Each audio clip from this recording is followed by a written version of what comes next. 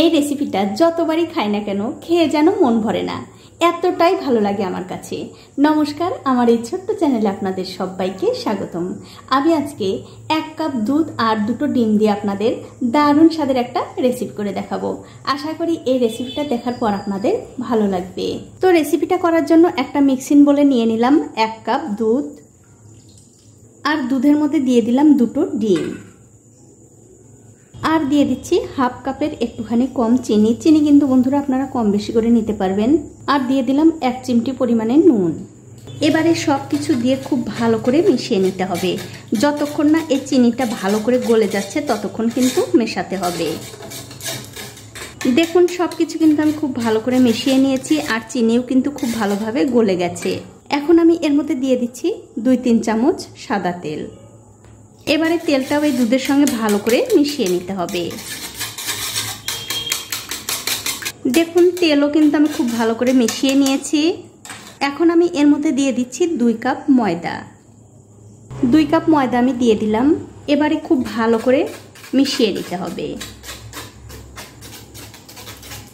দেখুন সব কিছু দিয়ে কিন্তু আমি খুব ভালো করে মিশিয়ে নিয়েছি। তবে বন্ধুরা আমার মনে হচ্ছে এই ব্যাটারটা একটুখানি পাতলা হয়ে গেছে, তার জন্য আরও সামান্য একটু ময়দা দিয়ে দিলাম।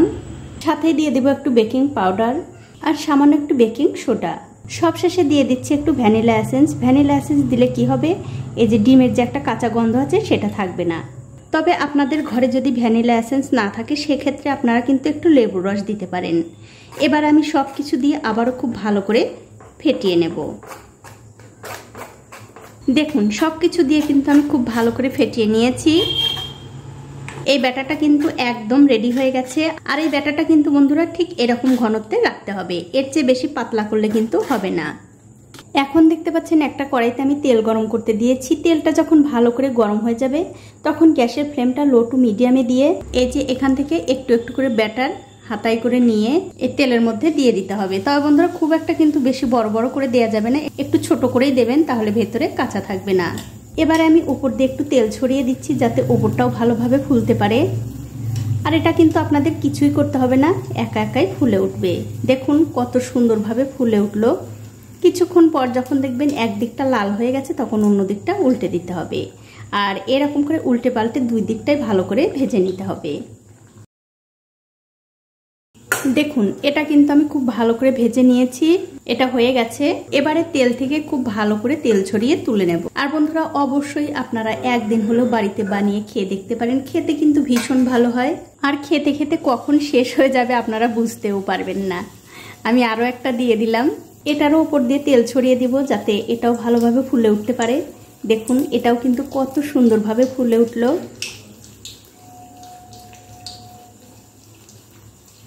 এটারও যখন দেখবেন একদিকটা হয়ে গেছে তখন অন্য দিকটা উল্টে দিতে হবে। আর উল্টে পাল্টে আগেরটার মতো করেই এটাও ভেজে নিতে হবে। দেখুন এটাও কিন্তু আমি উল্টে পাল্টে খুব সুন্দর করে ভেজে নিয়েছি, এটাও আমি তুলে নিচ্ছি। আর এই একই রকম করে কিন্তু সবগুলোই ভেজে নিতে হবে।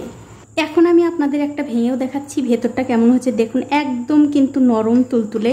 বাচ্চাদের টিফিনেও কিন্তু এই রেসিপিটা আপনারা করে দিতে পারেন। টিফিন বক্স কিন্তু একদম খালি চলে আসবে, আবার নিজেরাও কিন্তু খেতে পারেন, খেতে দুর্দান্ত হয়। তো বন্ধুরা আমার আজকের এই রেসিপিটা আপনাদের কেমন লেগেছে, যদি ভালো লেগেই থাকে অবশ্যই একটা লাইক, কমেন্ট আর শেয়ার করতেও ভুলবেন না।